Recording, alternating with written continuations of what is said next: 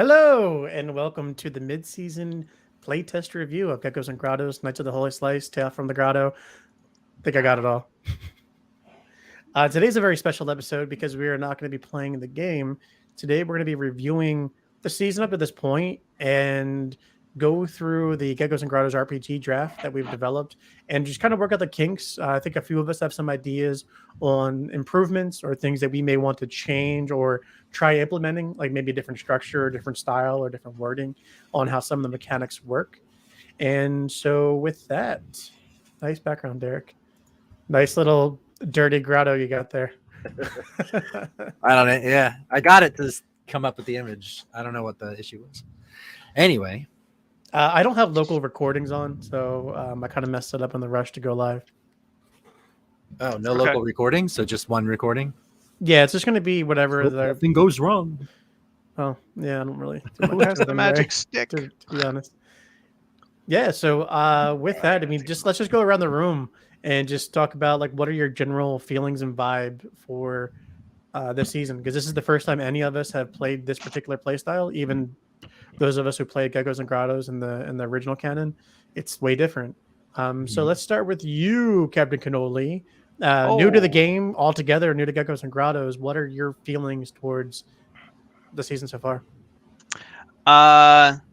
Once we got into our characters, that's always the harder part, is initially getting into your characters. But in terms of gameplay, which I'm figuring is what you want to focus on, I would say initially it was confusing on when, because every single action had its own kind of roll die specific and everything of that nature. And I remember you saying that you wanted to make something that was easy to pick up, something that people can just have fun with and play. But when you do that, you can't make every little action so specific. And what I'm talking about is, like, if you're doing the great action, you always roll the d20, which is fine. But then you're always providing this particular stat. And that's where I kept getting hung up on, was each specific stat related to one specific kind of role. Okay. Yeah. No. I hear that, and that's actually something that we are addressing in the next update for the game. Yeah. So that's really great feedback, because I agree. The intention was to make it as simplistic as possible, but trying to give some structure, I think, created more confusion. And obviously, Derek and I, who have written it, right, we have a better understanding of, like, of course, that's going to be genius, or of course, that's grit. But as for a player, it can be really challenging. And I guess what we're trying to get to a point of is you shouldn't care, right? The game master should be the one who kind of controls it and understands it a bit better. And that from the player's perspective, it's just do what the DM says, to say what you want to do. And then the DM kind of guides you on what you do from there on. What you roll, what you do, what stat you use. But I get that. I guess that can also be a barrier too, because if you're not a very powerful DM, or if you're not as well versed in the Geckos rules, it can be challenging for a DM as well. And I feel like there can be a lot of conversation going back and forth. Well, think of it this way: like, if people say, you have to imagine as though this is going to be their first tabletop RPG they're going to try, because you're saying that you want this to be simplistic. So they're going to be looking like, all right, maybe I don't want to get into D&D or get into Star Wars or Warhammer and stuff like that. This seems a little bit easier. People said that. Let's hop in. So even for a DM reading aspect, you want to make it pretty as simplistic as possible in that aspect. But I understand. Well, obviously you want some depth, because you need depth to any kind of tabletop. Well, it's an RPG, right? So tabletop with an RPG element, there's growth and development and elements that you have to have for an RPG. But at the same time, if you wanted to turn it tabletop RPG in the sense that people are going to make their own miniatures or they're going to do their own thing for, like they do with D&D, it can be a straight verbal, but it can also turn into a miniature. Well, so to address the confusion and the added level of dice, this was something that I just talked about with Tim not too long ago, and like I said, I feel like we should have like patch notes. Yes, exactly. Patch 1.03 alpha. You know what, I'm actually going to make a copy of the guide right now, and this will be update. And I would say one. that's definitely good. Like doing the patch notes aspect for, especially I would say, I don't know about Dan, but definitely me, because going into like, oh yeah, we're gonna change this up or change this up. I'm like, crap, I can't automatically do that in my head yet. Yeah. Yeah. Yeah, hopefully this gets translated into the guide well enough, and I think Tim's been updating it as we go along. So one of the things that we're changing is, and it directly addresses the simplicity of the game, is that it was getting really muddy when we were talking about using our modifiers, how to use the modifiers, when particularly talking about combat. And one of the things that I think is a really adorable idea, but also I think it was used in some other systems that Tim had mentioned, but I can't remember off the top of my head. But instead of using damage dice and health points, like a pool of health points, we're using, so you're going to take damage in the form of like hearts. If you were to think about it in like the aspect of Zelda, you have hearts. You don't take damage in the form of numbers, you lose a heart. Yeah, so instead of having 10 base hit points and then taking 1d4 damage, 1d6, 1d8, whatever, taking ourselves a little bit further away from the feel of Dungeons and Dragons and just reducing it down to, do you hit or do you not hit? Do you get hit or do you not get hit? And if you hit, do you deal two hearts or one heart? Is like a great hit, almost like a critical or a more powerful hit, or is it just like a basic hit? And just keep it simple, right? And then your modifiers, they'll directly influence how hard it is to hit and how many hearts you have. Right. And I think Genius can be scaled back down a little bit too, to not deal extra damage. Now it's just going to go towards your damage roll. Right. And which is where I think it should have always been. When you say damage roll, you mean the attack roll? Yeah. I'm sorry. Yeah. Your attack roll. I'm sorry. Okay. Yeah. So here's how I envision it. And Derek, tell me if you agree. I totally agree, Captain Cannoli.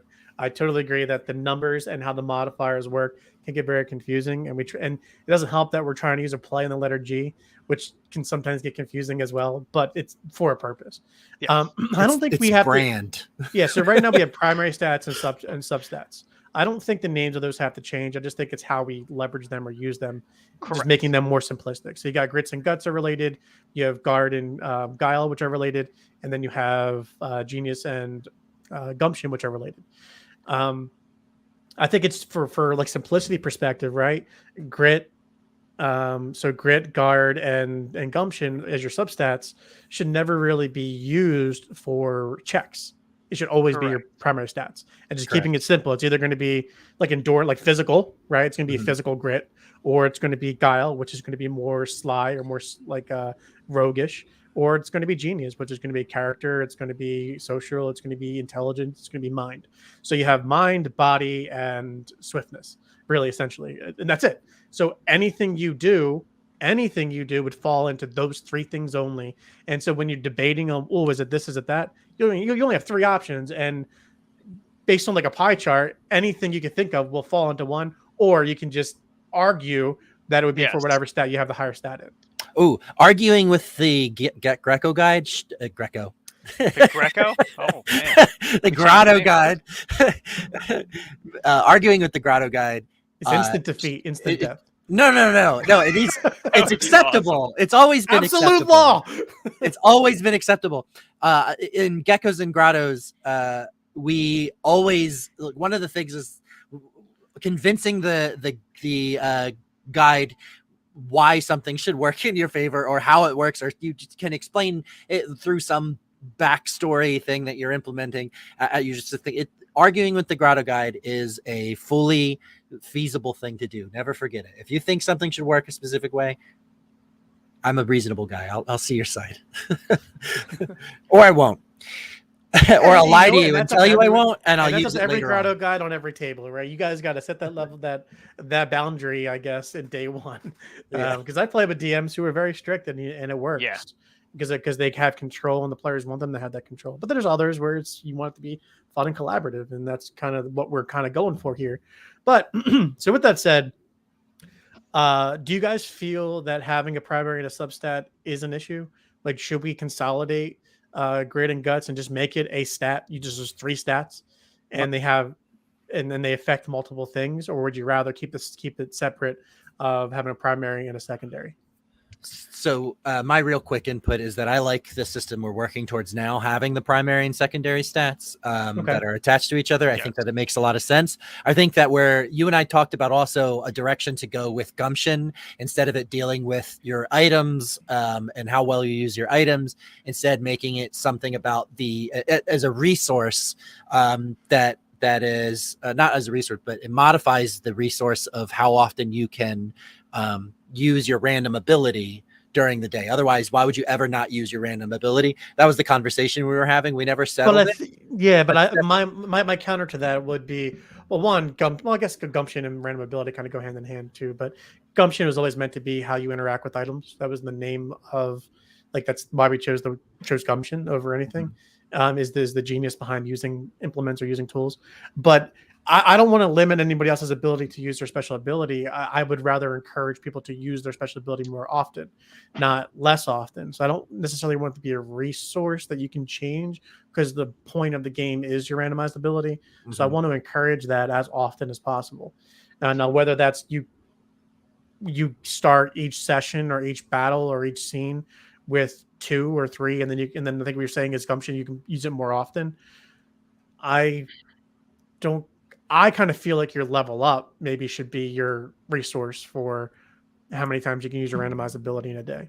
So if you grow up to level 3, you can now use your randomized ability 3 times per session, or 3 times per encounter. But that just goes right back to limiting the random ability. Yes, it does. No, it absolutely does. But that's if you wanted to limit it. I'm sorry. If you wanted to limit it and put some sort of cap on it, I'd rather use the leveling system to have a direct input on your randomized ability attempts.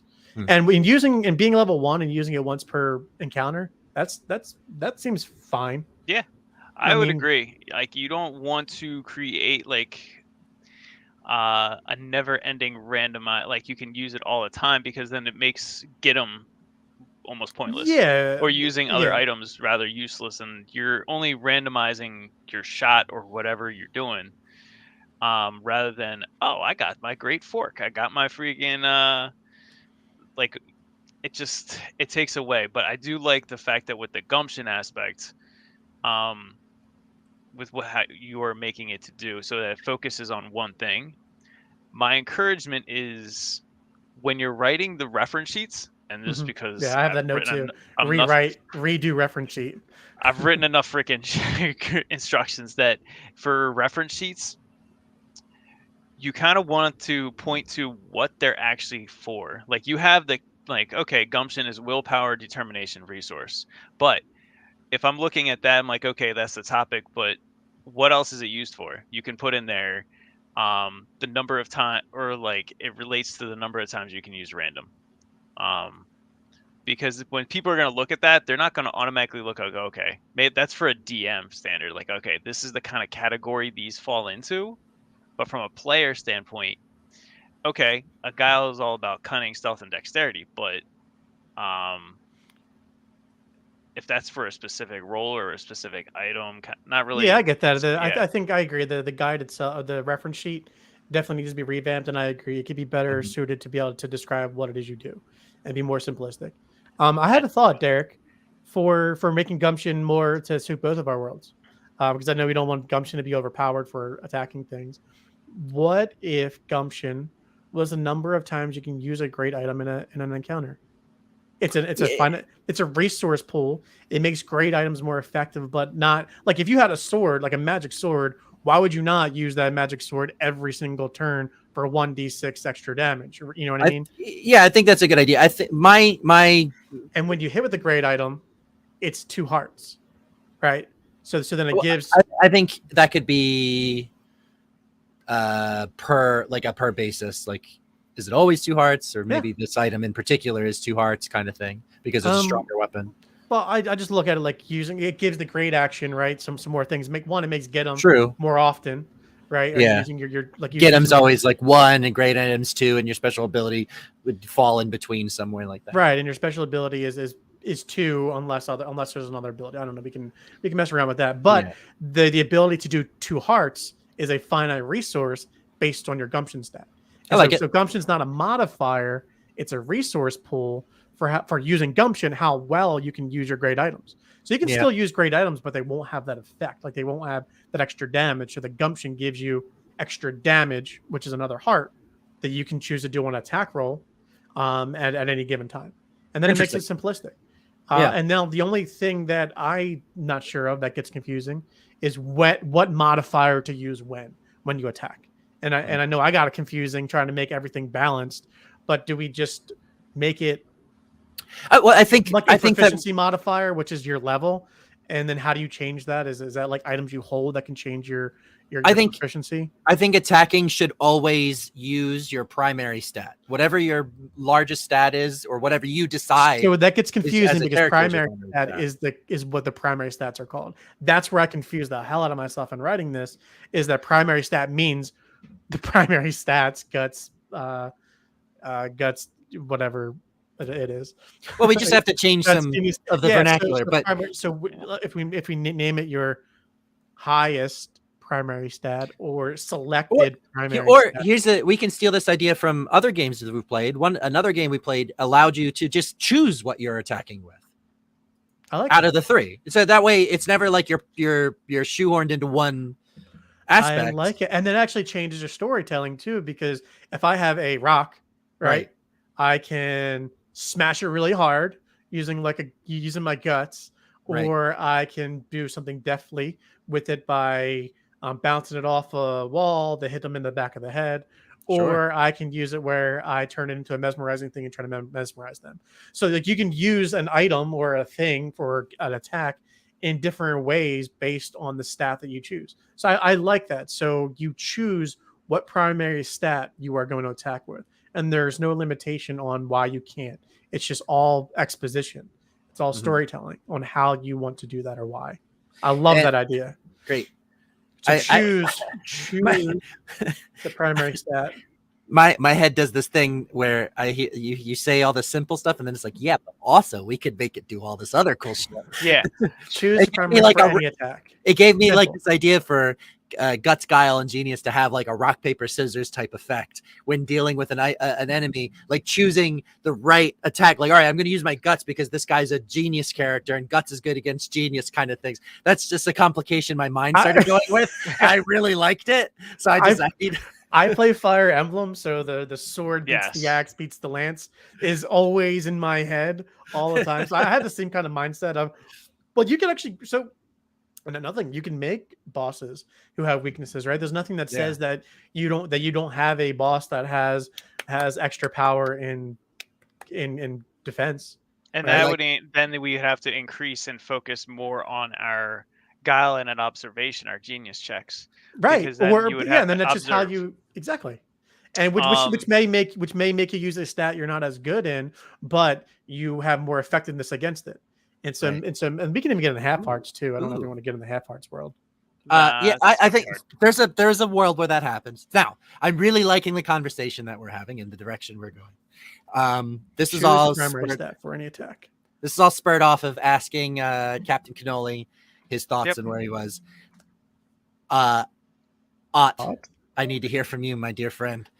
What do you think? I know you already told us you don't have a lot of input and you're having a lot of fun with the game as it is, but if this was a world that you had the ability to physically change something in the game, is there anything that you would change? And also I want to know your experience with the game thus far as a player. Well, you see, Bob, the thing is here now, when you come in there at me like that while I'm making memes for the chief meme officer over here position, because I'm always working, always putting in that grind for the geckos, you know. The thing is here, Bob, is I don't got a whole lot of input on any changes in the game that I would actually make. You know, I think it's a pretty great game. I'd like to go back on something that Peter said earlier, aka Tim. You said earlier you were talking about the Guts, Guile, and Genius thing, and you said Guile would cover like stealth shit, right? Sure. But then you said Genius would cover stuff that's kind of like charisma based. Mm-hmm. I disagree. I think that would be Guile. I agree too. The way I think about it, Genius is more about being persuasive. but also can Yeah. be charismatic, but not every Both. genius is charismatic. So It's- I think it's a situation dependent thing on how it's being done. If you're trying to persuade someone, I think if you're trying to persuade them through your will, right, that's your genius. If you're trying to persuade them through cunning words, that's guile. I've been playing it like that. Like, I guess being sophisticated, you can do it any way you want. Simplicity, I wanted mind to be genius, like endurance, like fortitude, and strength to be guts, and then literally anything else between that your body can do is guile. And that was kind of my mindset, to keep it very delineating line. Otherwise, you're going to have that argument that I brought up or Derek brought up every time. But I like it because you can argue it, right? You can argue that guile is being sneaky and that being charismatic can be one or another. I'm just trying to keep it simple, that if it's a social interaction, to give genius more things, to make it a more definable thing, just make it anything we're doing with the brain. So basically, what Or you're sneaky, saying, right? Or just keep it simple, right? Because there's different ways of being charismatic. You can be like intimidating with guts, because you could very easily say that you're doing an intimidation thing, which wouldn't be guile or guts. So it's almost like every kind of check you choose make, what to roll. you choose your primary stat. I Right? think that really breaking it down like that, and just like taking down the barriers of like, this is how this is used. Yeah. Like, what is your interpretation of this moment, and then what do you think you would use your body, your mind, or your Toughness. ability, your capabilities? Yeah. your I think cutesy choose your wootsies. primary stat is really is the motto here. You choose, like, fuck all the rules. You choose what you want to do and how you want to do it. See, that's So why I choose really it. like this conversation. It's Yeah, really opening up the I'm really walls. glad you brought that up, because it's not just for attacks now. You choose your primary stat for any attack and check. I think all right. So going with that, actually, so with the highest primary stat or which one you choose, I don't think it should apply for both the initial roll and for the damage. Damage is gone. Damage is hearts. Damage is gone. It's just hearts. Okay. So in which case, then are you trying to add that modifier to the damage of those hearts? They're There's out. no, as far Okay, as perfect. we're concerned, and here's how I'm thinking of it. The only, like, everybody does 1 damage when you hit or do inflict something, unless you're using gumption, one of your gumption resources, or it's your randomized ability. We're breaking it down to just a D20 system. Just a D20, I think there's nothing else. Yeah, and the D20 is just because it's in our logo. Right. So, like, I honestly think there shouldn't be any other dice. We're really making it that much simpler. So damage, right? Damage is one normal damage. So yeah, because then it basically falls into, because that would make it more unique, because even for certain other games and stuff that I know, they use a modifier deck. So it's cards that are based +1, -1, all that. So that's perfectly fine. A lot of people would start gravitating towards that. Yeah. That would just make it more simplistic for picking up and traveling with. And I know we can't use the word, what's it called? Critical hits. I don't know, or maybe we can still call it critical hits. But like, if you roll a D20, then maybe that warrants success. Great success. Oh, fuck you, man. Great success. Critical hits. A great success.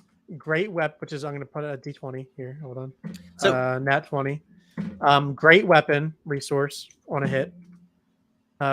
Great weapon resource. Less focus. And special ability is 2 hearts. I love it. Focus on fun bees. I love that. Okay. And then for hearts, how I was thinking, if you guys agree, you always start off with 3 hearts, and then your grit is your modifier and how many additional hearts you get. Yep.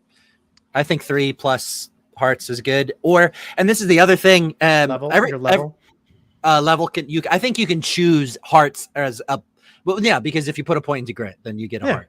So here's the one of the things that I think I need to address is that maybe I don't need to address it, but I'm going to address it. All the stuff we're talking about, if there's a gap, or if there's, like, for example, the Grotto Guide comes in that point to try to fill in that gap, or to, I think it's another thing to kind of, as the Grotto Guide, to judge the decision you're making. And if you're trying to, like, oh, I'm going to use guile here, and this is how I do it. And it's like, well, that's not guile at all. You're running through, with your brute force. So I think the Grotto Guide comes in to help encourage situate that creativity, right? Not be a gatekeeper. Not be a gatekeeper, but try to is it like decide like yes, help. I would never say no, you can't do it that way. You have to use guts. I would say if you're using guile and this is what you're explaining you're going to do, how can we make that more guile-y? That's what I would want to do as the Grotto Guide. But everything is flexible and malleable in between. All the in between stuff. Between like we were saying between guile and genius, there is an overlap, and there's an overlap between guts and guile. Mm-hmm. I don't think there's much of an overlap between guts and genius, right? Not that guile is the middle between the two. None that we've encountered yet. Right. Yeah, it doesn't mean that it doesn't. Like take the rock example, right? You can use a sword in different ways. I want to use my muscles in my brain to flex the rock in half. Or as I critically think about throwing this rock, I use my strength to cut it in two and make it a shotgun throw. Ooh. I mean, plus, like if you're like a wizard character who can use magic in 8-lane, that's like your thing, right? Mm-hmm. Then you would just use magic or your potion or whatever it is. Doesn't even have to be a random ability. What if you use a summoning? Summoning is it forms into a heart, like a fist hand. Yeah, you're a cleric. Or you're a cleric and you use the power of Pizarronimus to lift the sword and imbue with power to hit. Like there's so many different ways that you can. Yeah, there you go. You just create a genius in literally every situation you could use fortitude or your grit. So there you go.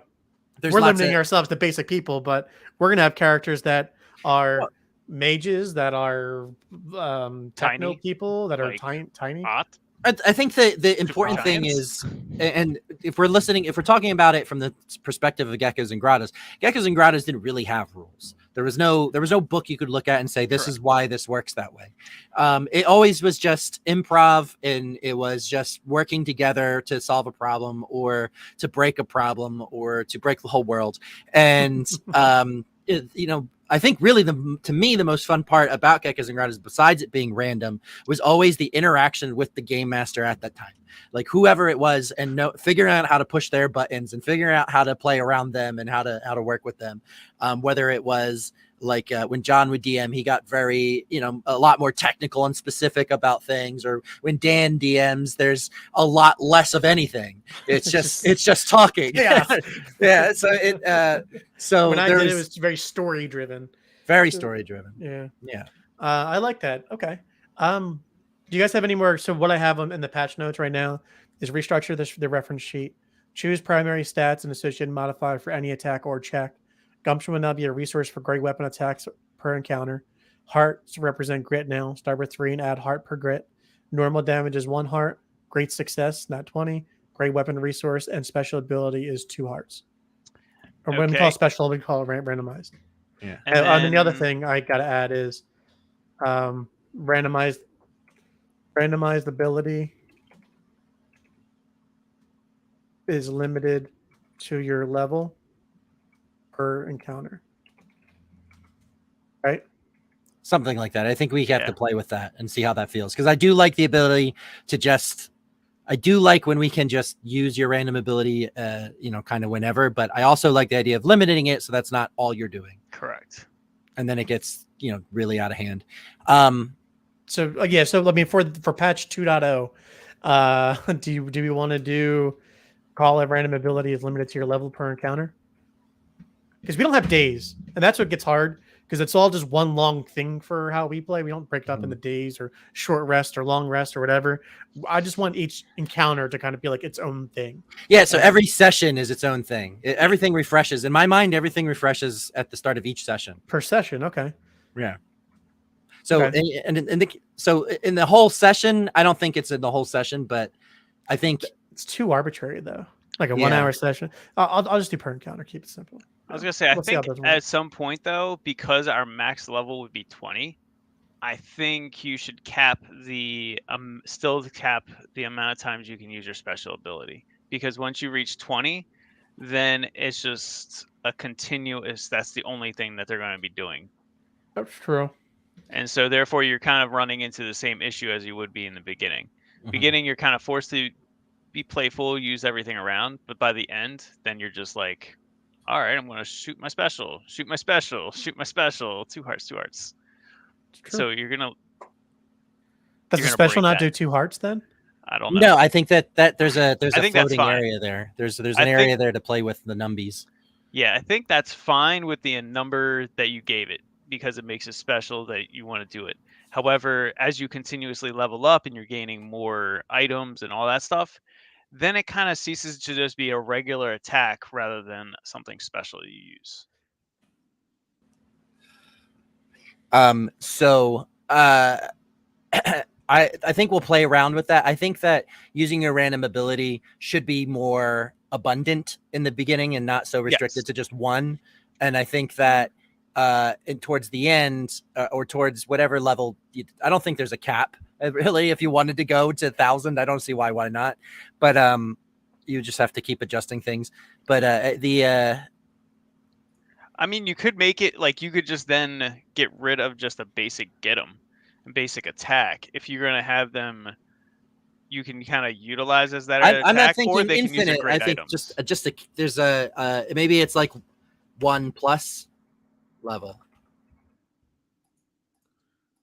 So you always have 1 plus whatever level you are. So at level 1 you have 2, and level 2 3. This is why I thought actually maybe, and then maybe session does make sense, because then at the higher level you are, like in the beginning, or using your, your sessions or whatever, you can do limited 1+ level, and then when you are level 20, you're right, you'll have other things you can do by that point. you have a lot of other greater items at that point. Hopefully. Hopefully. I mean, if a game goes that long, these games are really intended for quick. Right. Sometimes even one session, and you could say, all right, you start at level 1, or one session you start at level 5. It's really the idea. I think ultimately for this as a book is to be able to hand it to anybody who wants to get into a tabletop game and play it with the very limited reading. You know what? I kind of want to get rid of the limit your randomized ability. I think we just change what it does. Because like I look at Magic Mike, right? Like I just go back to OG Geckos and what made it fun. They used a random ability on almost every turn, but it didn't necessarily do anything. There was still a failure. Like there was still a chance of failure. It's not it's not even an automatic thing that you get to do. But so maybe there's a balance there of we want to encourage the randomness at the point of the game. I don't want to limit the randomness. Exactly. I want to encourage it, but I also want to make it an RPG fun type game too.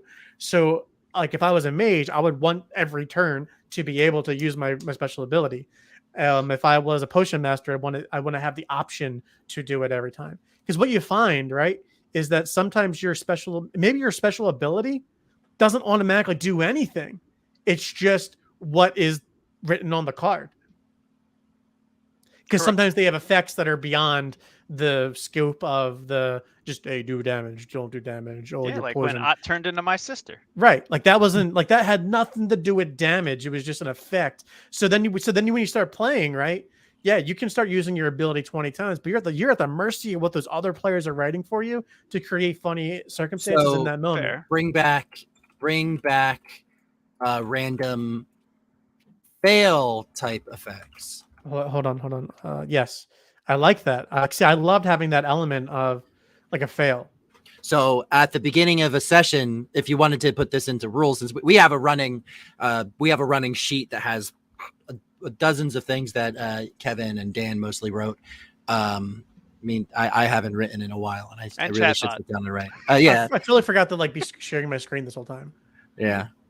But a big thing in Geckos and Grottos, which I really agree with, was those failure type effects where it's like, crap, I made the enemy super strong, So I think that it should be a requirement that for every person who's writing, if you're at the beginning of each session, each player writes 2 success at least and 2 fail type effects. So Wait, say that again. I was thinking, like, this is just to gamify the thing and to keep it consistent, is to write at every player, including the Gecko guide, writes at least 2 success, 2 fail types for each other player. So you would write 2 for or Derek, challenge a little further. Every entry you put in has a success and a fail. That's and then when you roll it, and then when you roll it, it's like a 50-50 chance. It's either 1 through 10 or 11 through 20. I think that puts a lot of onus on the person to be able to come up with those, but I think it's a lot easier to come up. This is a successful thing. This is a failure thing, right? Like I can come up with Tim. Peter Pepperoni successful thing is he puts anchovies on it and they're magical healing anchovies, whatever. But then as a failure thing, you get a burnt pizza and it does nothing and you lose a heart, like that. But right? But what if like in that situation, if you don't have a positive or negative, it's up to the game. It's up to the grotto guy's discretion. Right. So the anchovy thing, right? The anchovies are actually bad or poisoned. So whoever you feed it to. Well, I'm saying as if the card was written that way. The card is written healing anchovy. Yeah, but why even do that? Let's just let every random ability have a chance to fail, and the failure is can be predetermined on the card. Like if fail, if success, what happens? If fail, what happens? Like we can write the card entries that way. All right. I hear what you're saying, but it complicates it more than writing two separate ones. If I were to think, because now I have to think of if I write a card, I could write just anchovies, right? Or if I, as a player, that's fine, and that's up to the grotto guy to then decide. So that way, it doesn't put any onus on the person to write more or be extra creative where they're not. We are encouraging creativity as we are a role-playing game. So having to all right, I got to give you two successful ones. I can say there are healing anchovies on a pizza, and then then I can say you get a burnt pizza, which is completely irrelevant to the anchovies, and then I can say you get. But what are you rolling? So we're taking away the rolling element. I don't think you have to take away the rolling of the random ability. I think random anchovy or burnt pizza, right?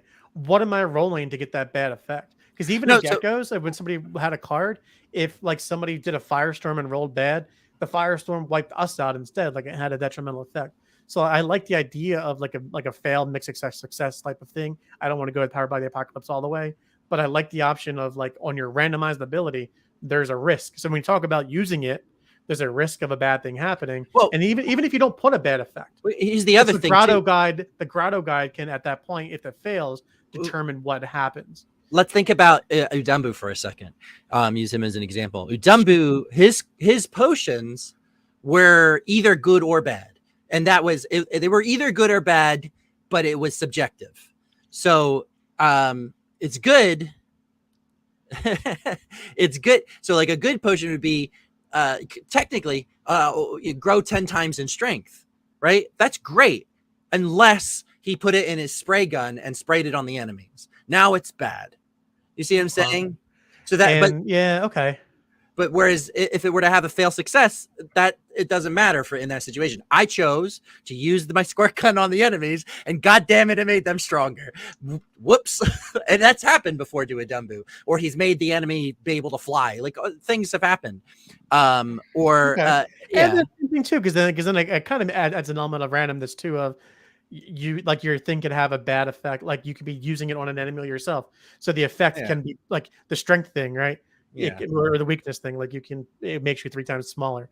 You could have used that on yourself or my pizzas. Right. My pizzas could be poisoned. I could be administering them to the enemy to try to help them, but I actually hurt them. Like I like that. So maybe you don't roll for your randomized ability unless it says to based on the effect. Right. Unless someone writes in there, roll this as an attack or something. Are unlimited, and there is no roll for it. Well, like that's almost how my sausage worked when I did the explosive shot and caught Ott pretty much on fire in the very first episode. Yeah, exactly. So you use something that is intended to be positive but ended up being negative, and then also there could be things that are intended to be negative but ended up being positive, right? Yes. And working out for you. Now, what if the card or what if the entry doesn't have necessarily an effect per se? That falls into the grotto zone, and the grotto zone is everything that the grotto guide is there to help guide through. Like that burnt pizza. Couldn't I use that burnt pizza as an opportunity to like wing it at the enemy like a frisbee, right? So can I use my I don't know how do you say that word, ingenuity, my ingenuity to turn that bad thing into something constructive? Absolutely, yeah. I think also part of that and adding to am I using this for me or am I using my ability on the enemy? Because one that falls more into the even more great, it's a little bit different because you have to consider like the context. Ott is always using his ability on himself. So for him, his things are either they're going to be written as positive or negative. They have to be because there's never a failure on that, right? He's turning into something. He turns into like the one time he turned into Captain Cannoli's sister. That was a nothing burger for him. It didn't help his situation at all and just added confusion and chaos, which is perfectly fine. That's part of the game is chaos. Okay. So with Captain Cannoli, not Captain Cannoli, but Ott writing things, his failures are just sometimes forms that don't really do anything in that situation.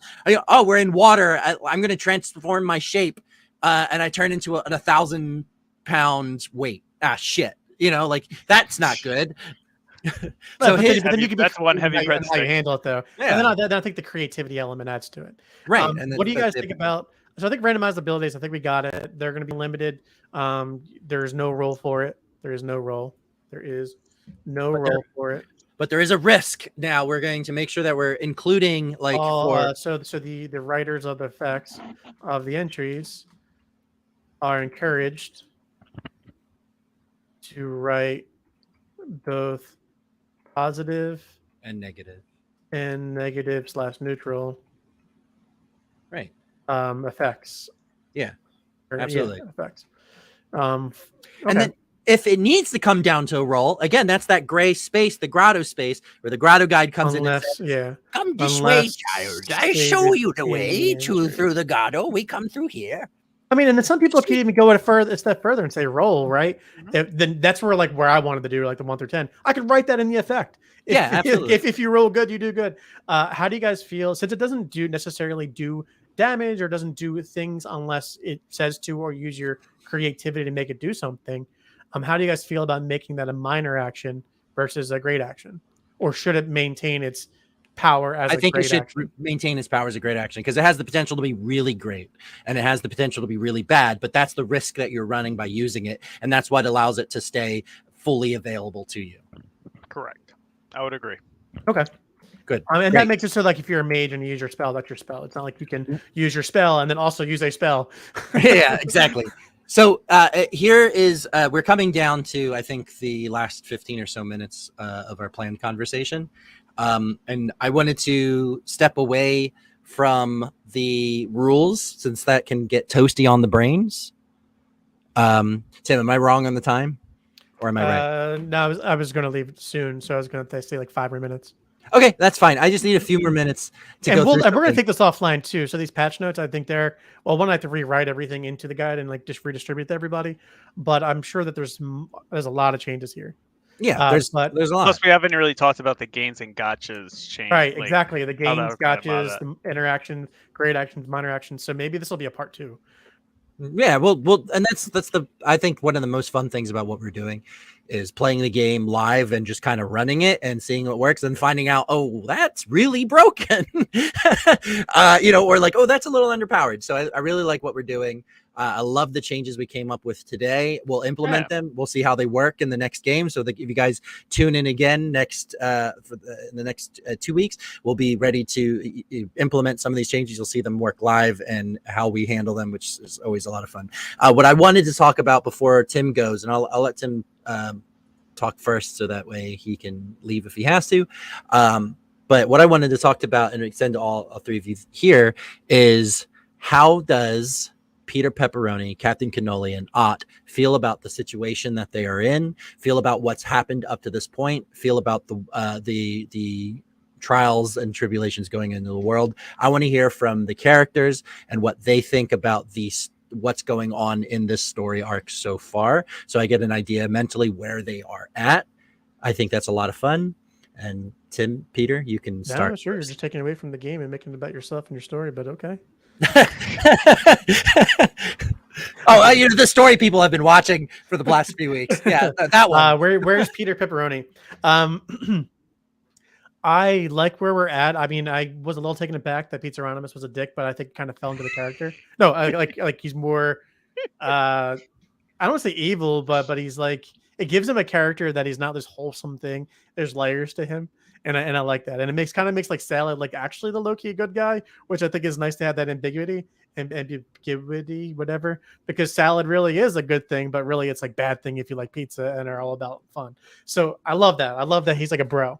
I do think the story, and like I love each one is kind of like a monster of the week type of thing, where it's kind of like you're progressing and doing different types of adventures. Like I thought the Gorgonzola cave thing was amazing. Then going into the pirate thing was amazing, and like the world building that we're doing as well is pretty incredible. Like we're creating this pizza world together. So I really think it's really cool that we have like a mission of collect the 8 slices. I do think it's. I guess in my mind, I envisioned that the Tales from the Grotto would be shorter adventures. But it's definitely going to be a short with adventure 8 compared to comparatively, I guess, right? Yeah. But like having to go out and collect 8 slices, like knowing that they're going to be on this epic quest for 7 more times. I don't know if that's a thing. that's not at all. We got like maybe 3 or 4 good sessions left. Okay, so that's perfect. But like in my mind, I was like, okay, well, we got to go collect these 8 gems. So, I think you misunderstood the prompt. I don't care what Tim thinks about the game. Peter Pepper. Peter Pepperoni, where he's at. Peter Pepperoni is but I do so appreciate. thrilled.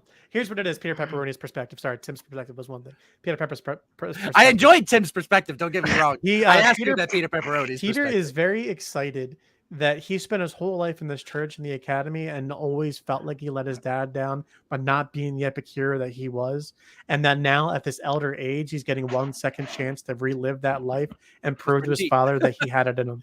And so he's so excited to be a part of this journey, even though he's a frail old man. It's bringing life back into him and giving pride for himself that his dad would be proud. And I think ultimately I would love to see some type of interaction or playthrough where his dad has some effect in the world, where he encounters something with his daddy issues. Oh baby, can't wait to show you what I got in store for you. Because he's getting younger as the adventure goes on, and younger in spirit, because he's attributing he's always wanted to be something more. And even in the beginning, like he was removed from his role as the headmaster, and now he's just the head of the chef school, because like he's just at the end of his life. And I love that he's getting this chance and he's contributing and doing epic, cool things in his old age. And I hope that it comes to some like epic climax where he, I don't know, like achieves ascension with his pride and dad issues. Yeah, absolutely. That's awesome. Captain Cannoli, where's he at? I would say that I was trying to give him more of the mysterious feel at first, like he's untrustworthy of everything, and then slowly he's finally starting to open up more to the group, I should say, that now he's traveling with. He's kind of getting used to these 2 delinquents, and opening up a little bit more about himself and sharing more about like the past or whatever. In terms of what I would like in his future, I tried to make him in a way that he's ever evolving. So in the sense that he is still growing as a person. He had his past traumas, but he is on this adventure because, well, he's all about Lord Pizzeronimus. But now he's becoming skeptical of Pizzeronimus. I was gonna say, this Pizzeronimus dude, in light of what Peter says of being a dick, he's like, my imagery of who Pizzeronimus is not who it is turning out to be. Kind of like meeting your heroes kind of thing. Yes. And I'm like, now I'm very suspect, and I don't know. Oh, great. So, I love the animal skeptic part of it too. Like you really playing into that background super well. So I would love to fun. see that manifest as, especially with the ring of animal. Yeah, I gotta start using that like more. I don't know. I feel like something epic's gonna happen with like your whole scared of animals thing. I really also I want the fork story to evolve a little bit more, because I want us, because you said, like, when you said, he's like, it whispers, "I am hungry, feed me." Like, now I'm sparked. I'm really interested in my cursed fork. So I want to know what's going to go on with my cursed fork that I obtained. And now that Ott is currently holding on to on the other ship. Awesome. Ott, my friend, where is this where is this breadstick in his journey? What does he think? Well, you see, Ott is just kind of glad to be here. You know, he's glad that he's finally found a couple of friends to help him take down Pizzaronimus. I mean Saladinius, of course. And he's definitely on the lookout for any way to make that happen, to get his revenge. I mean, to to make everything perfectly normal in the world of Paya. You know, he just wants balance to be brought back to the buffet. Absolutely. Well, one thing I had about Odd, and maybe it's because we did the pre-adventure with Dreadnought and Scarlet, is like, does Odd have any relation to them at all? Is he envious of their positions as his right and left hand? Do you feel outed by that, or do you just have contempt for him because of your father and blame him? I think that's a little bit racist, to be honest. I don't know. Maybe assume that Odd is like, related every to all other Breadstickion's, breads. like, Gosh, dream wow. to be the right hand of Pizzaronimus? I don't know.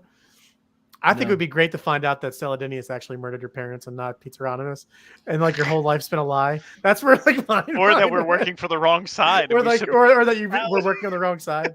But I think it'd be so funny if like your hatred of Pizzaronimus is misplaced. And then he's actually salvation. He could be an enemy. We gotta fight Odd. There's definitely some moral ambiguity involved between Saladinius and the fight between brothers, Saladinius and Pizzaronimus. But so there's a lot to go into that that I constantly am thinking about and we're talking about in the background to the world. So I'm really excited to hear where you guys are at mentally with it, where the characters are at mentally with it, more so than not. So one more comment. Yeah. Just saying, you can't go to Applebee's and get a salad without getting a breadstick. That's true. Well, they're all frozen. That's irrelevant to the situation. So the next time we join back up, you guys are going to be waking we'll be starting the adventure out on the boat in the middle of the sea. You guys just got into a fight with the other ship, and we'll see where everything picks up with that. I'm very excited to get into that session with the new rules. I'm really excited to see where this all goes. I'm really excited to see how all of your stories unfold within the grotto, the tales from the grotto. This was a very productive thing. One more, Ott.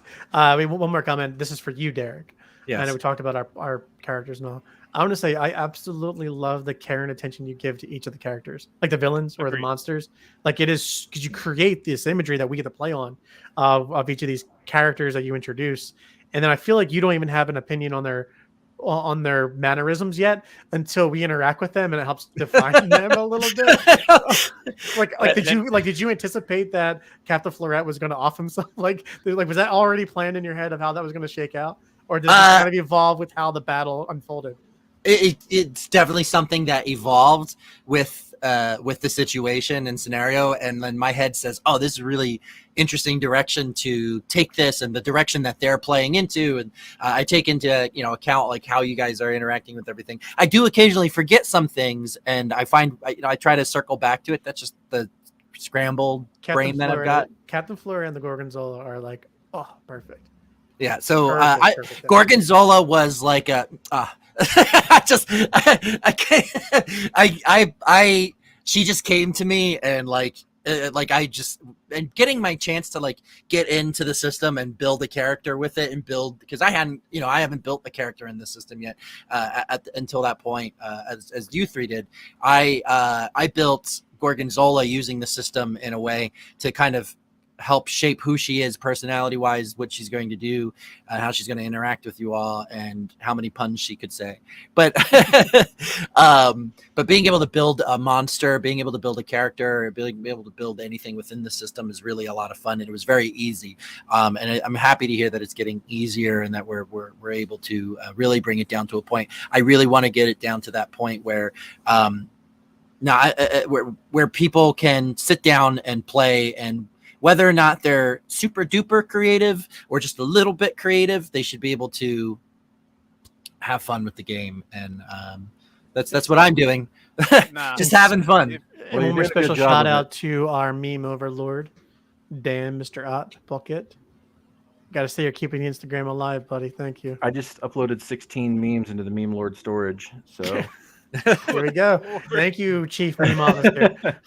But yeah, I would definitely say in terms of imagery, I think if I'm able to fully picture the whole thing, that means the listeners would be as well, which is very important. Like for just even a podcast or just listening, I think that's really relevant because you want to provide the imagery so that someone can actually be like, oh, I feel like I'm here. I'm watching this from the sideline. I'm Awesome. engaged. The whole I'm doing marinara things. sea and our broccoli shit, like the ships and everything that we've been having fun with off screen. Like that's what makes a game. Oh yeah, Makes it entertaining. It makes it fun. I appreciate So, that. Giving us a background that we can evolve and just play around in is very relevant. agreed. So what I'm as well as hearing develop is puns, I should so. replace Matt Mercer on Critical Role. Yes. And Matt Mercer should come over here. Oh, I see. I see. I mean, we'll take second place. It's okay. We'll take second. No, oh no, but I really do appreciate the compliments. It's very nice. No, you really are a really good storyteller. So Thank you. Cool. I appreciate that. All right, so awesome. bigger. Hey guys. oh, don't worry, Tim. You're the grand master, Tim. Oh, he's disappearing you're into the you ether. know. Well, thank you guys for listening. Hopefully you guys found it as insightful and beneficial as we did, as it's going to help build the rest of the playtest and the rest of the RPG. We have a couple ideas for the adventures that we're going to do for other Tales from the Grotto to even further, lay out the ground rules for the playtest and maybe even get into some introducing it to other people to do their own show or do their own thing with to encourage others. I think that'll be really exciting as well. So stick around, and if you have any comments or suggestions or things you want to see, just reach out to us on any of our social media platforms. Any of them. We got the tweeters, we got the Instagrams, we got the Facebooks. Actually, speaking of that, how are we? Are we still like how you guys used to do with Geckos and Grottos in the sense of your listeners writing out the prompts and stuff like that? We're not. I don't think we're gonna do that for the Tales from the Grotto series. I think once we get back in the main canon, once we figure it out who we are and how we're gonna play and how we're gonna distribute and what the main core show is gonna be like, we're gonna revamp that on the website. I was just trying to think about that because I was like, is that what you're going for? Hey, but if you have friends who want to do entries, just reach out to us. Just have them send them the spreadsheet. Right, it's open. Just have them start adding things or adding something. Like I'm cool with it. Well, want to add your own prompts to the show? Visit us at Geckos and Grottos on Facebook, Instagram, and Twitter. Want to be on the show? Ask Tim. I can't say no. Just send a message on Instagram, Facebook, My or superpower is I always say yes. Tim, can I borrow some money? Sure. Oh, perfect. Sweet.